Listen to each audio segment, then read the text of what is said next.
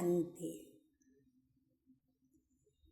सर्वप्रथम आप सर्व को नवरात्रि की बहुत बहुत शुभ भावनाओं के साथ और मंगल कामनाओं के साथ बधाई हो, बधाई हो, बधाई हो।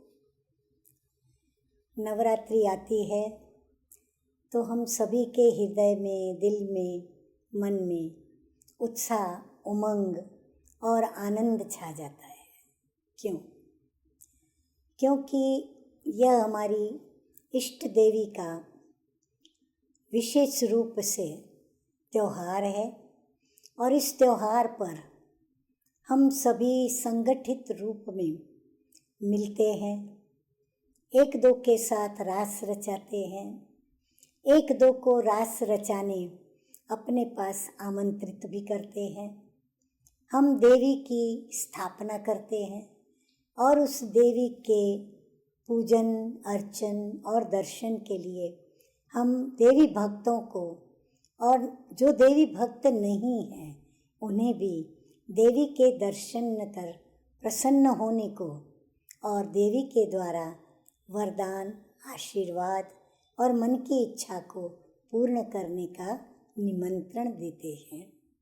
और जो आते हैं वो देवी के दर्शन करके अवश्य प्रसन्न होते हैं।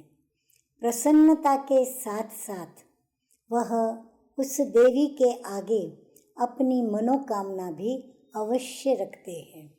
उस मनोकामना में खुशी की बातें भी होती है तो गम की बातें भी होती है। कोई खुशी की बात बताकर देवी से ये आशीर्वाद या वरदान लेना चाहते कि ये हमारी खुशी कभी भी नष्ट न हो, दिन प्रतिदिन इसकी वृद्धि होती चली जाए।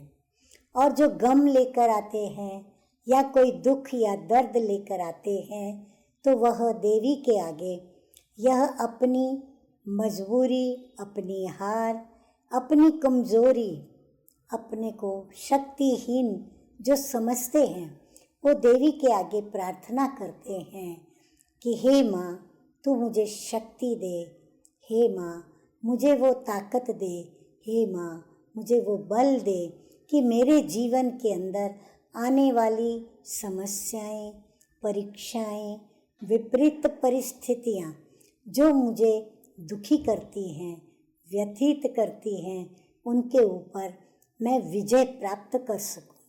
उसके लिए मुझे सहन शक्ति दे, मुझे सामना करने की शक्ति दे, मुझे परिवर्तन की शक्ति दे, मुझे विजयी कर, मुझे विजयी होने का वरदान दे, आशीर्वाद दे। तो हे माँ मुझे शक्ति दे। तो शक्ति लेने, गुणों को भरने या फिर जीवन के अंदर वरदानों को प्राप्त करने माँ के आगे माँ माँ कह कर के आते हैं, दुखों को प्रकट करते, व्यथित होते, रोते हैं और चिल्लाते हैं बच्चों की तरह, इसलिए कि माँ उनकी सुने। अब माँ के सुनने का तो प्रश्न ही नहीं, माँ तो हर बच्चों के दुख दर्द में उनकी आवाज़ अवश्य सुनती है। फिर मनुष्य को क्यों लगता है कि मैं चिल्ला चिल्ला कर माँ को पुकारूंगा तो माँ मेरी अर्जी सुनेगी, माँ मुझे सुनेगी। इसलिए कि कहीं ना कहीं उसको हृदय के किसी कोने में ये भय लगा रहता है कि मैं अवगुणी हूँ, मैंने ये पाप किया है, मैंने ये भूल की है, मैंने ये महाभूल की है, मैंने ये महापाप किया है, मैंने कोई पुण्य कर्म नहीं किया, मैंने इतने अच्छे कर्म नहीं किए जो माँ मुझे माफ़ करे, क्षमा करे और मुझे जो मैं मांग रही हूँ या मांग रहा हूँ वो मुझे माँ दे। परंतु उस घड़ी वो भक्त, वो बच्चा माँ की ममता को भूल जाता है कि माँ अपने कैसे भी बच्चे हो, चाहे वो बच्चे उनके सक्षम हो या ना हो, चाहे वो शक्तिवान हो चाहे शक्तिहीन हो, चाहे वो बच्चा किसी अंग से अभंग हो, अगर उसको कोई कर्मेंद्रिय नहीं भी मिली है, वो लूला है, लंगड़ा है, परंतु माँ को पुकारता है, अंधा है, गूंगा है, पर माँ को दिल से जब पुकारता है तो माँ उनकी सुनती है। अरे पुकारने पर सुनती है ऐसा नहीं है। कई बार ऐसे चमत्कार और ऐसी मदद के अनुभव भी हम कईयों के द्वारा सुनते हैं कि मेरे वश की यह बात नहीं थी।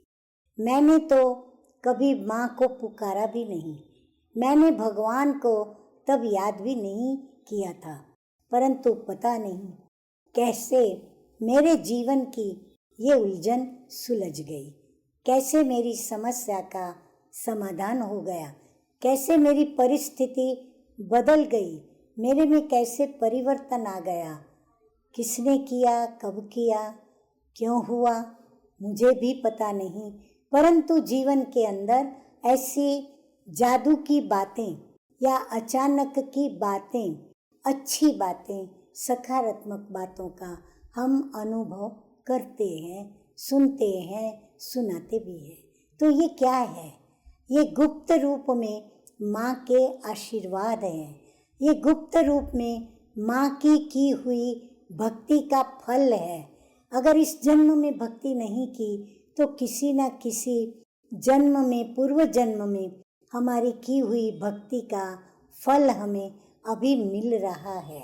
तो माँ की ममता से हमें वो अवश्य ही प्राप्त होता है।